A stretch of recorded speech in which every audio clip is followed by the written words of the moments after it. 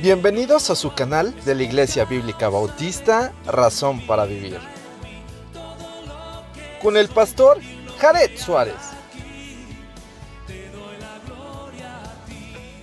Vamos a orar a nuestro Dios y vamos a iniciar. Nos ponemos en pie para orar, por favor. Bendito Padre Celestial que moras en todo lugar, gracias por tu palabra, gracias porque a través de ella podemos conocerte y conocer lo que quieres de nuestra vida. Te rogamos, Señor, que nos guíes a través de este tiempo y que nos hables y que podamos ser obedientes y que podamos decidir servirte y andar como nuestro Señor Jesucristo andó. Y en su nombre, en el nombre de Jesús. Amén. Amén. Podemos sentarnos. Y bien, este pasaje es Gálatas capítulo 2 y dice, pasados 14 años, y esto de alguna forma marcaba el tiempo que llevaba pues un poquito más en el ministerio del apóstol Pablo, y nos muestra precisamente lo que pasó hace 14 años. Y mire, sigue diciendo el pasaje: después, pasados 14 años, subí otra vez a Jerusalén con Bernabé, llevando también conmigo a Tito, pero subí según una revelación para no correr o haber corrido en vano. Expuse en privado a los que tenían cierta reputación el evangelio que predico entre los gentiles, mas ni aun Tito, que estaba conmigo, con todo y ser griego, fue obligado a circuncidarse. Y esto a pesar de los falsos hermanos introducidos a escondidas que entraban para espiar nuestra libertad que tenemos en Cristo Jesús para reducirnos a esclavitud. Ahora, decidimos hacer esta plática porque pues hoy es, este mes se celebra la independencia de México. Y refiere a la libertad que tenemos de los españoles, ¿verdad? Para que los mexicanos pudiéramos tener, pues de alguna forma, el progreso y no hubiera esclavitud en nuestro país. Pero, ¿qué es la libertad? Y muchos se han preguntado acerca de ello, y en los tiempos modernos, si uno le pregunta a un joven qué es la libertad, seguramente va a decir que puedas hacer lo que tú quieras, ¿verdad? Así, simple y llanamente, hacer lo que me pega en gana, lo que yo quiera, soy libre. Ahora, libertad está de alguna manera limitada a la libertad de los demás, ¿verdad? Tú puedes escuchar música como tú quieras, la que tú quieras, pero hay ciertas leyes que te impiden subir a ciertos decibeles. Y te pueden mandar a la policía por escuchar música demasiado alta. Y la policía te va a decir, bájale el volumen. Así que nuestra libertad siempre ha sido limitada. Una de las declaraciones que muchos hacen respecto a la libertad es no ser esclavos. No ser esclavos. Soy libre porque no soy esclavo. Sin embargo, hay muchas cosas que practicamos en la vida que nos esclavizan. De hecho, el Señor Jesucristo en Juan 8, Él dice que el que practica el pecado no es, es que me estoy confundiendo. Juan 8:32 dice, si conoceréis la verdad y la verdad os hará libres. Ahora, Jesús dice esto porque Él asimismo se autodenomina la verdad. Yo soy la verdad y la vida. ¿Se acuerdan? Nadie viene al Padre sino es por mí. Jesús es la verdad. Entonces, si hablamos del descubrimiento de la verdad y de seguir la verdad, entonces es seguir a Jesús. Entonces, ser libres es ser como Cristo. Ahora, a veces se confunde libertad con libertinaje, ¿verdad? El libertinaje es que puedas prácticamente hacer lo que tú quieras, ¿verdad? Ahora, cuando se habla de la libertad, muchas veces algunos van a hablar de ciertos filósofos importantes en el mundo, como Kant, como Sartre y como otros que de alguna manera te van a definir, te van a querer hacer un estilo de vida. Pero por ejemplo, Sartre definitivamente hay que desecharlo, no creía en Dios y era libertino a como de lugar. Y él decía que tú tenías opción de decidir lo que querías hacer. Él es el que inicia con este movimiento de elección de género, ¿verdad? Tú decides si quieres ser hombre o si quieres ser mujer. Pero no se refiere a un cuerpo, sino se refiere a lo que tú eres por dentro. Y de alguna manera tergiversando lo que Dios hizo y lo que Dios dijo en su palabra. Entonces, cuando hablamos de libertad, es la decisión de elegir bien, de elegir lo correcto. Porque si nuestra libertad está limitada hacia otras personas, nuestras decisiones siempre van a afectar a otros. ¿Cierto o no? Ahora, si yo decido mal, afecto a otros. Por lo tanto, yo estoy esclavizado de las acciones que voy a tomar. Pero seguimos con el texto, pero ahora vamos a ir a otro pasaje. Y no me muevas. No, porque es otra versión.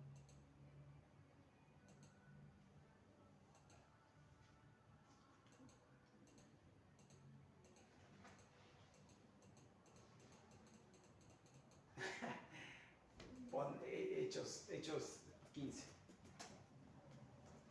Ok, más fácil, más rápido, ¿verdad? Ok. Vamos a ver este pasaje, que es lo que está contando el apóstol Pablo en este capítulo 2. ¿Se acuerdan? Hace 14 años fui a Jerusalén y es esto, el concilio de Jerusalén. Ahora, en este concilio hay un problema doctrinal y se está definiendo lo que es la iglesia, lo que va a ser la iglesia. Dice, entonces, algunos que venían de Judea enseñaban a los hermanos, si no os circuncidáis conforme al rito de Moisés, no podéis ser salvos. Como Pablo y Bernabé tuviesen una discusión y contienda no pequeña con ellos, se dispuso que subiesen Pablo y Bernabé a Jerusalén y algunos otros de ellos a los apóstoles y a los ancianos para tratar la cuestión. Entonces, aquí viene un problema para los judíos, porque los judíos de alguna manera estaban aceptando a Cristo y entonces eran judeocristianos. Entonces había un problema allí de si seguían guardando la ley y los rituales o seguían solo a Jesús. Porque cuando Pablo iba a los que no eran judíos, les hablaba acerca de la fe de Cristo, de la redención, del perdón de pecados y del arrepentimiento. No les hablaba de Moisés, no les hablaba de los rituales que habituaban los judíos, sino solamente del nuevo nacimiento. Si ustedes recuerdan, 2 Corintios 5:17, que dice, de modo que si alguno está en Cristo, nueva criatura es, la escribe a los corintios, y los corintios son gentiles, no son judíos. Por lo tanto, de alguna manera está diciendo el cristianismo es muy diferente al judío y los judíos quieren esclavizar a los cristianos con normas y reglas que solo le pertenecen a los judíos. Hace algunos años atrás me invitaron a una conferencia de judeo-cristianos y fue allí un hotel. No recuerdo cómo se llama el hotel, pero ya tiene muchos años. Es un hotel que está de la Juárez para atrás. No recuerdo ese hotel. El caso es que yo fui y una de las cosas que enseñaba el rabino, porque era un judío que se había convertido, pero él iba con kipá, iba con su gorrito acá. ¿Verdad? Haga de cuenta un cubrebocas acá. De alguna forma, él decía, tenemos que amar a los judíos. La Biblia dice, orad por la paz de Jerusalén, el que ama a mi pueblo, me ama, etcétera, etcétera. Entonces, de alguna manera dice amar a los judíos, pero también amar sus costumbres, amar su cultura, amar su comida, amar su tradición, amar. Y sin embargo, de alguna forma, él lo que estaba tratando de hacer es que a los cristianos los quería convertir a judíos. Es decir, Jesús más la ley. Era el problema que tenían los gálatas. Era el problema que había en la nueva iglesia. Por eso hicieron este concilio, para definir cómo debía ser. Si ustedes se dan cuenta, el apóstol Pablo predicaba en las sinagogas los sábados.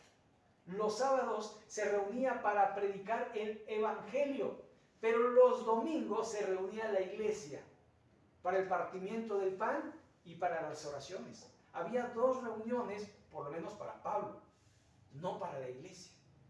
Pablo aprovechaba, siendo judío, y iba y hablaba a los judíos acerca de Cristo, del elegido, del ungido, de este Mesías prometido, de este hijo prometido a David, de este rey que vendría para salvarnos. Y entonces habla de su primera venida para que los judíos pudieran entender que no había venido a reinar, sino a morir.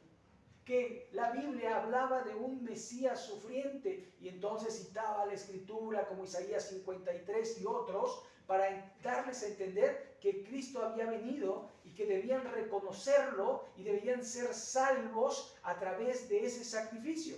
Esa era la predicación, la misma predicación que hacía con los gentiles. Claro, no citando tanto el Antiguo Testamento, sino el sentido común, porque el apóstol Pablo usaba con los gentiles no tanto la ley, no tanto la Torah, sino usaba la creación.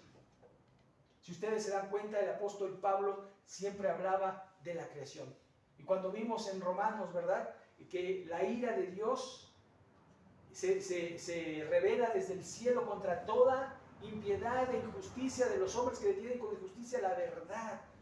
Dice, porque lo que Dios se conoce les es manifiesto, pues Dios se los manifestó, porque su eterno poder y deidad se hacen claramente visibles por medio de las cosas hechas, de modo que no tienen excusa. Entonces, de alguna forma, el apóstol Pablo siempre usaba más la creación, la revelación general y a Cristo, mientras que a los judíos les hablaba, en la ley está escrito, en la ley está escrito. Y de alguna forma trataba de refutar todo esto. Ahora, nos lleva a este concilio, ¿verdad?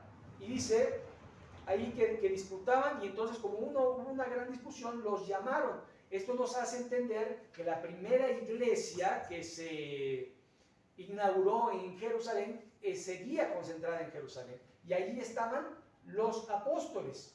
Y mire el verso 4, y llegados a Jerusalén, fueron recibidos por la iglesia y los apóstoles y los ancianos, y refirieron todas las cosas que había hecho con ellos. Pero algunos de la secta de los fariseos que habían creído, se levantaron diciendo, es necesario circuncidarlos y mandarles que guarden la ley de Moisés. Y se reunieron los apóstoles, los ancianos, para conocer este asunto.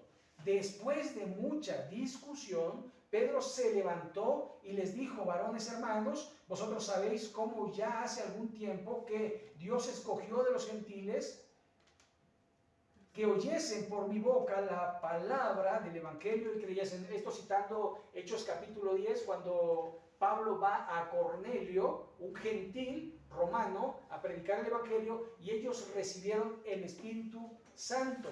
Verso 8, Dios que conoce los corazones, les dio testimonio, dándoles el Espíritu Santo, lo mismo que a nosotros, y ninguna diferencia hizo entre nosotros y ellos, purificando por la fe sus corazones.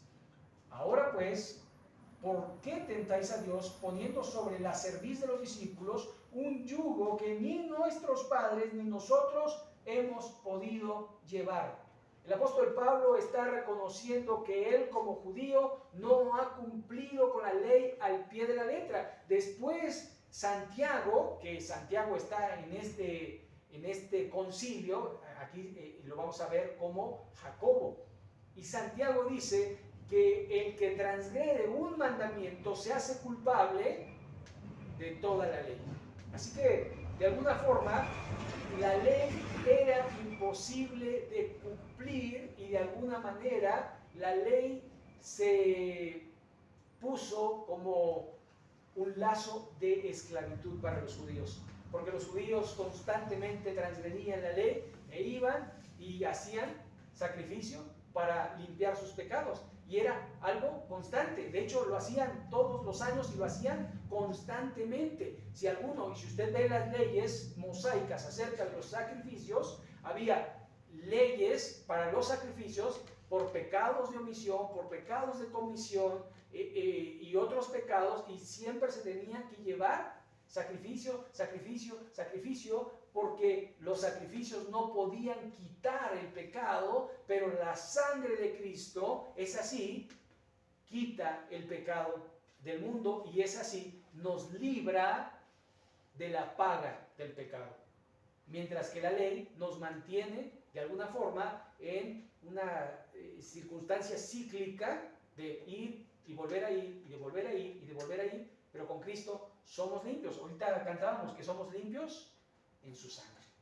¿Por qué? Porque Él de alguna manera nos ha limpiado. ¿Para qué? Para que vivamos limpios. Para que vivamos limpios. ¿Sabe? Es muy difícil ensuciarse. No. Es muy fácil ensuciarse. Es muy difícil mantenerse limpio. Si usted se viste de ropa blanca, que regularmente, ¿por qué no se viste de ropa blanca? Porque se ensucia con mucha facilidad y es muy difícil de limpiar. ¿Cierto o no? Bueno, pues los cristianos somos muy fáciles de ensuciar.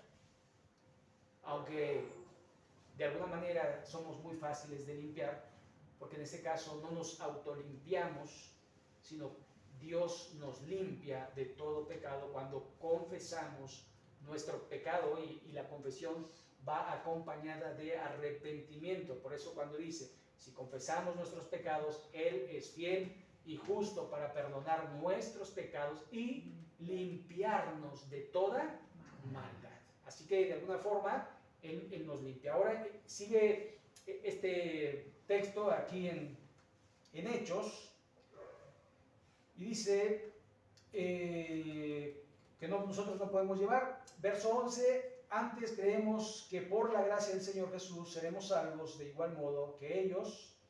Entonces toda la multitud cayó y oyeron a Bernabé y a Pablo, que contaban grandes señales y maravillas que había hecho Dios por medio de ellos entre los gentiles. Cuando ellos callaron, Jacobo respondió diciendo, varones hermanos, oídme.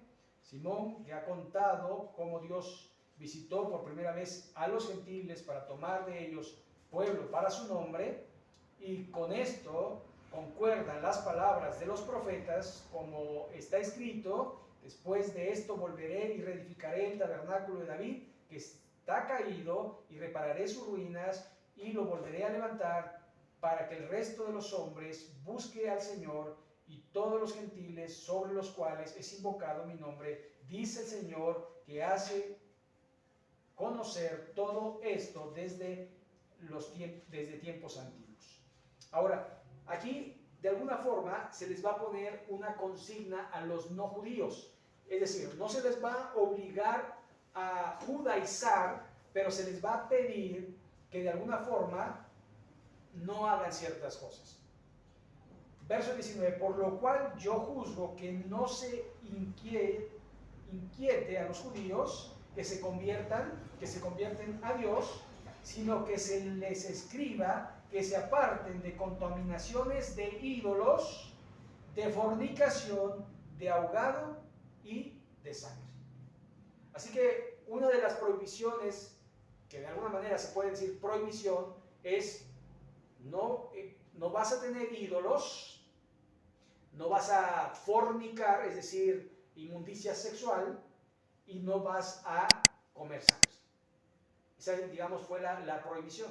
Algo que se podía llevar sin necesidad de meterse en el ritualismo del judaísmo. Ok, bueno, ya viendo el contexto, vamos a regresar a Gálatas, capítulo 2, y vamos a ver algunos textos. Seguimos, dice el verso 4, y esto a pesar de verso 5, los cuales ni por un momento accedimos a someternos para que la verdad del Evangelio permaneciese en vosotros, pero de los que tenían reputación de ser algo, lo que hayan sido en otro tiempo, nada me importa. Dios no hace acepción de personas. A mí pues, los de la reputación, nada nuevo, me comunicaron antes, por el contrario, como vieron que había sido encomendado el evangelio de la incircuncisión, como a Pedro el de la circuncisión. Ahora, el apóstol Pablo va a decir, bueno, este va a ser mi ministerio, este es mi ministerio, esto es a lo que Dios me mandó a los gentiles, a los que no son judíos, y Pedro a los que son judíos. Ahora, los judíos se tenían que convertir a Cristo, los gentiles se tenían que convertir a Cristo, pero empiezan los líderes a creer que tienen que hacer ciertas cosas, a comportarse de cierta manera, a vestirse de una forma y de hacer ciertas cosas para ser aceptos.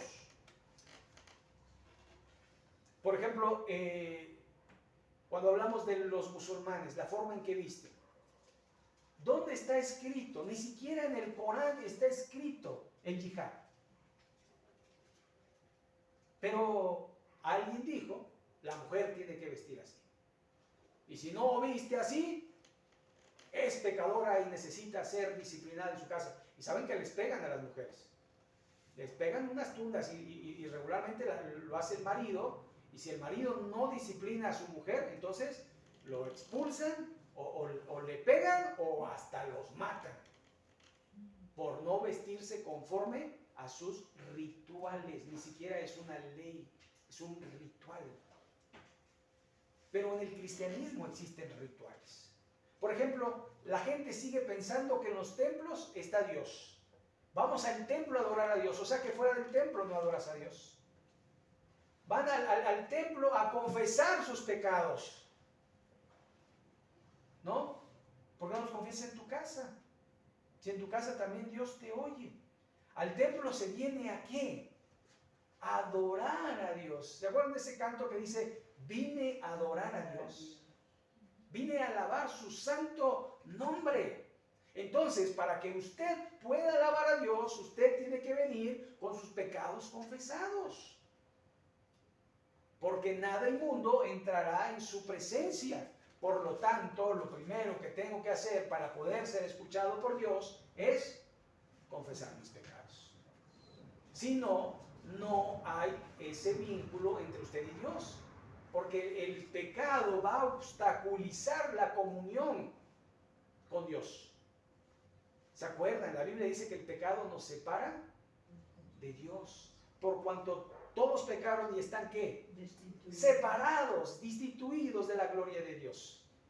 Entonces, si yo tengo pecado en mi vida, si en la semana practiqué el pecado, y yo vengo a la iglesia y canto y oro, son puras palabras, son puros ritualismo, pero no es una verdadera adoración, porque Dios está buscando adoradores en espíritu y verdad. De verdad, verdaderos adoradores, no religiosos, ¿verdad? Ya me porté mal toda la semana, ¿verdad? Voy a la iglesia.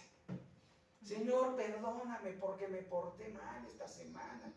Bendíceme, Señor, porque además vienen las consecuencias, ¿no? Que no venga la consecuencia, Señor.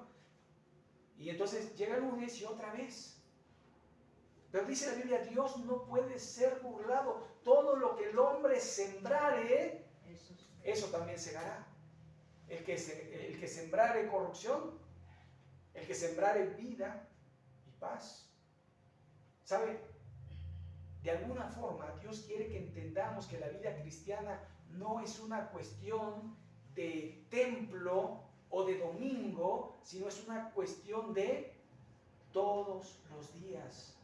Tú eres hijo de Dios todos los días. Dios te mira todos los días. Tú hablas con Él todos los días. Él habla contigo todos los días. Porque eso es tener comunión con Dios. Si no, lo que tenemos es una religión. Y recuerde, la palabra religión, religare, volver a ligar. Y la religión no te puede ligar con Dios. Solo Cristo te puede llevar a Dios. ¿Ok? Bien. Así que vamos a dejar el capítulo 2 y vamos al capítulo 3. Y mire cómo empieza el capítulo 3. Oh Gálatas insensatos, ¿quién os fascinó a no obedecer la verdad? A vosotros, ante cuyos ojos Jesucristo fue ya presentado claramente entre vosotros como crucificado. ¿Sabe? De alguna forma habían vuelto a adoptar usos y costumbres judaicas. ¿Sabe que en Puebla hay iglesias judeocristianas donde no hay judíos, sino que hay, no sé, voy a decir cristianos, entre comillas, que visten como judíos, que andan como judíos, pero que no son judíos, que cantan alabanzas tipo judío y tienen terminología judía, pero entonces no son ni judíos ni son cristianos.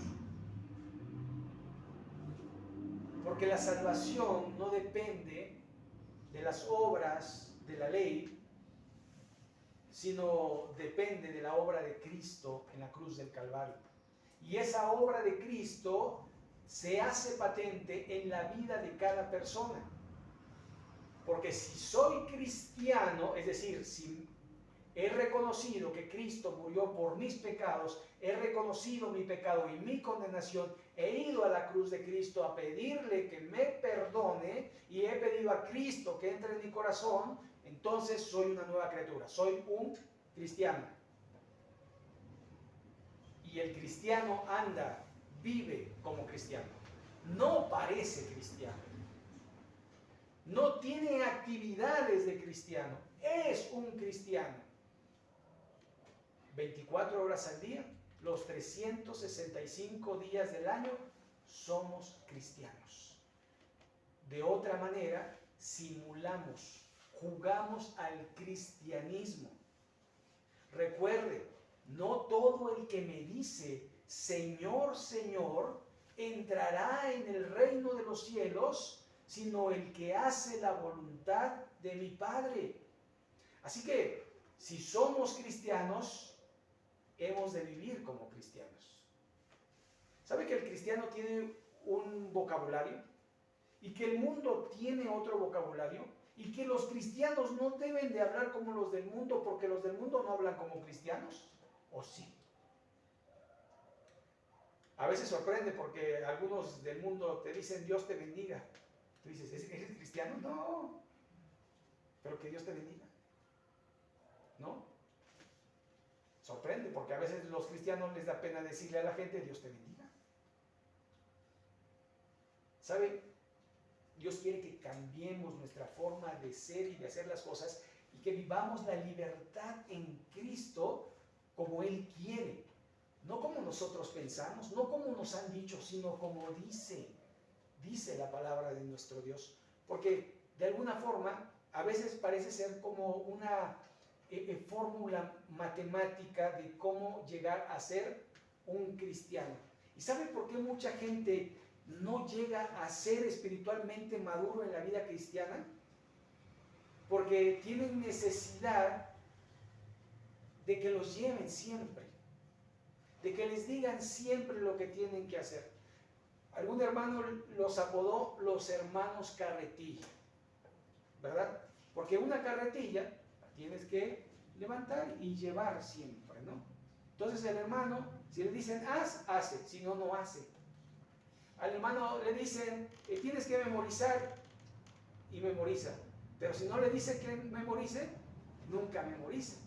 Al hermano hay que decirle, tienes que testificar, porque si no, no lo hace. Tienes que leer, porque si no, no lee. Al hermano tienes que decirle, tienes que orar, porque si no, no ora. ¿Sí me explico? De alguna forma somos cristianos, pero no estamos siendo cristianos hacedores, sino cristianos oidores. Porque sí escuchamos, pero como dice el dicho, entre el dicho y el hecho hay mucho trecho. Entonces necesitamos de alguna manera ser hacedores y no desviarnos. Oh Gálatas insensatos, ¿quién os fascinó para no obedecer la verdad? Ve al verso 3, tan necios sois, habiendo comenzado por el Espíritu, ahora vais a acabar por la carne. ¿Tantas cosas habéis padecido en vano? Si es que realmente fue en vano. Aquel pues que os suministra el Espíritu y hace maravillas entre vosotros, ¿lo hace por las obras de la ley o por el oír de la fe? Por la fe. Vamos avanzando. En el capítulo 5, dice la Escritura allí, estad pues firmes en la libertad con que Cristo nos hizo libres y no estéis otra vez sujetos a yugo de esclavitud. ¿Qué es un yugo de esclavitud? Cuando habla del yugo de esclavitud es aquel que de alguna manera te aprisiona y que no te deja ir a ningún lado. Si ustedes recuerdan, los esclavos tenían una marca que los definía como esclavos. Algunos tenían cadenas para que no escapasen. Y de alguna forma no podían ir a ciertos lugares porque eran esclavos. De hecho, llegó un momento en que los esclavos eran menores que animales. Se apreciaba más a un buey que a un ser humano esclavizado. Llegamos a esos puntos, pero sin embargo, la esclavitud de la cual está hablando es la esclavitud espiritual de aquello que nos vuelve a agarrar. Quizás nosotros no estamos judaizando, quizás no estamos predicando la circuncisión y muchas otras cosas, pero sí estamos siendo esclavos de la práctica del pecado. ¿Saben que la Biblia dice que el que practica el pecado no es de Dios, sino del diablo? ¿Qué es practicar el pecado? Es vivir habitualmente pecando. Si tú o si yo estamos pecando y sabemos que estamos pecando e insistimos en pecar, estamos siendo esclavos del pecado. Entonces, ¿cómo es que me digo cristiano si vivo pecando? Porque dice, si el Hijo os libertare, seréis verdaderamente libres, porque el que practica el pecado, esclavo es del pecado. Entonces, un cristiano no puede vivir pecando. No digo que no peque, porque todos pecamos, porque todos nos equivocamos, porque todos somos pecadores y tenemos que ir a confesar nuestro pecado. Pero una cosa es pecar y otra es pecando, ¿verdad? Que se convierte en un gerundio que de alguna manera es indefinido y es constante y permanente.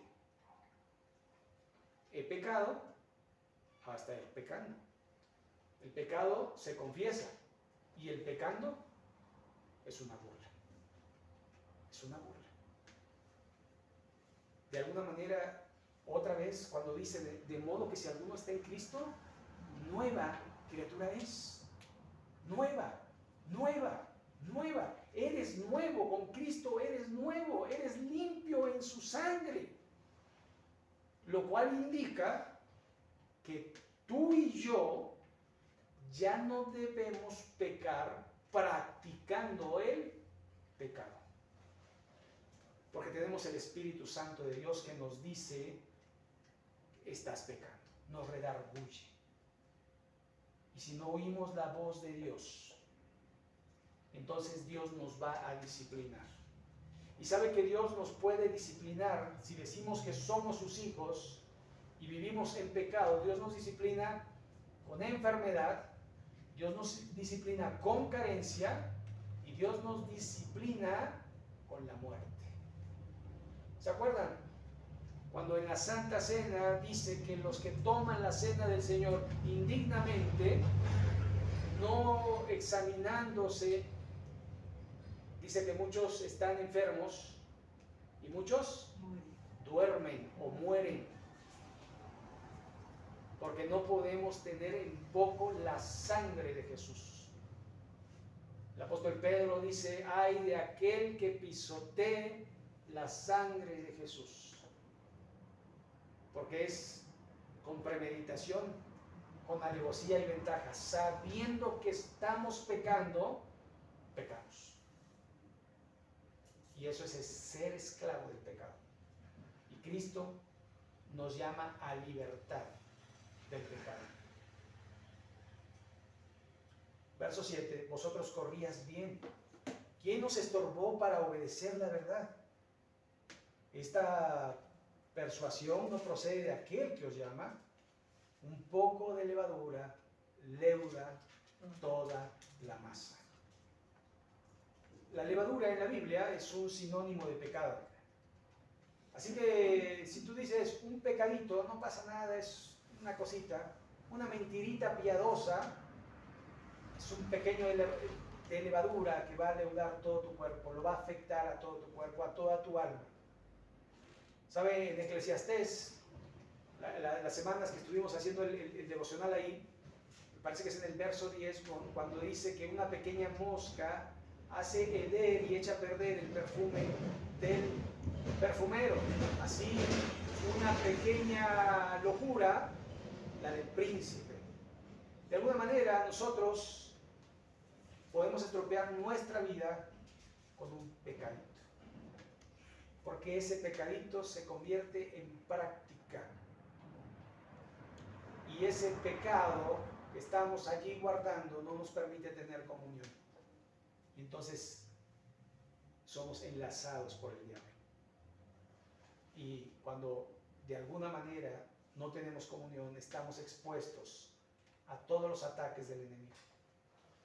Dios no está con nosotros.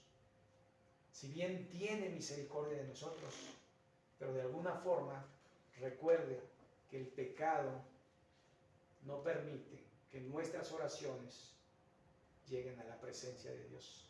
Así que cualquier oración que hagamos, si hay pecadito en nuestra Biblia, son inútiles.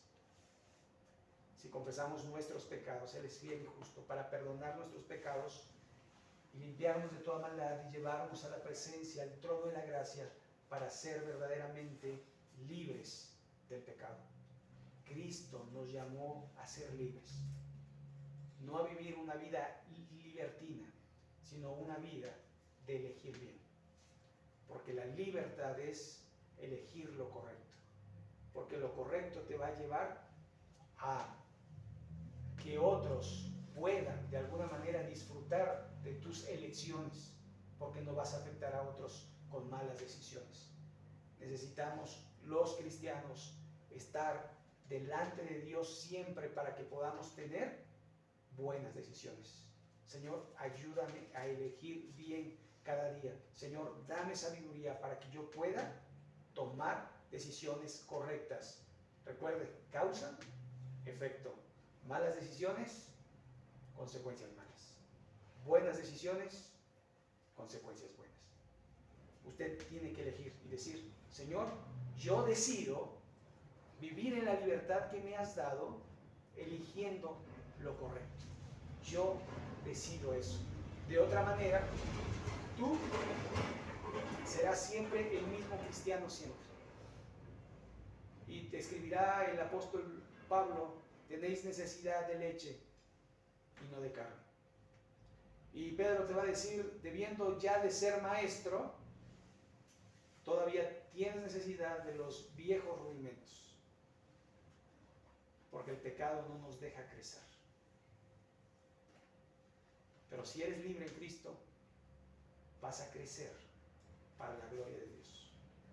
cada día, despojándose de todo peso y de pecado que nos asedia, corriendo la carrera por delante, puesto los ojos en Jesús, el autor y consumador de la fe. Así que tú decides qué libertad estás viviendo.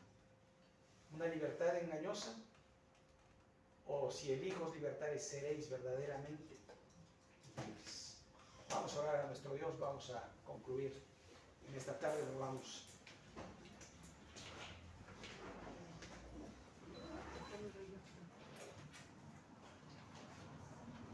Bendito Padre Celestial, te agradecemos porque no vivimos una religión, sino una relación contigo a través de nuestro Señor y Salvador Jesucristo y de su Santo Espíritu. Señor, tú conoces nuestro corazón, tú sabes cómo andamos, tú sabes nuestra vida. Te pedimos, Señor, que examines nuestro corazón y que veas si en él hay camino de perversidad. Y guíanos en el camino eterno, en el camino que te agrada, Señor. Bendice, Señor, a mis hermanos aquí presentes, bendice sus vidas, sus familias, que podamos ser luz donde quiera que vayamos para llevar a Jesús, pero a un Jesús victorioso que transforma nuestra vida, un Jesús que nos hace nuevas criaturas y nos ayuda a tener la sabiduría para poder conducirnos en este mundo. Señor, bendice nuestras vidas y ayúdanos a hacer bendición. Te lo pedimos en el nombre de Jesús. Amén.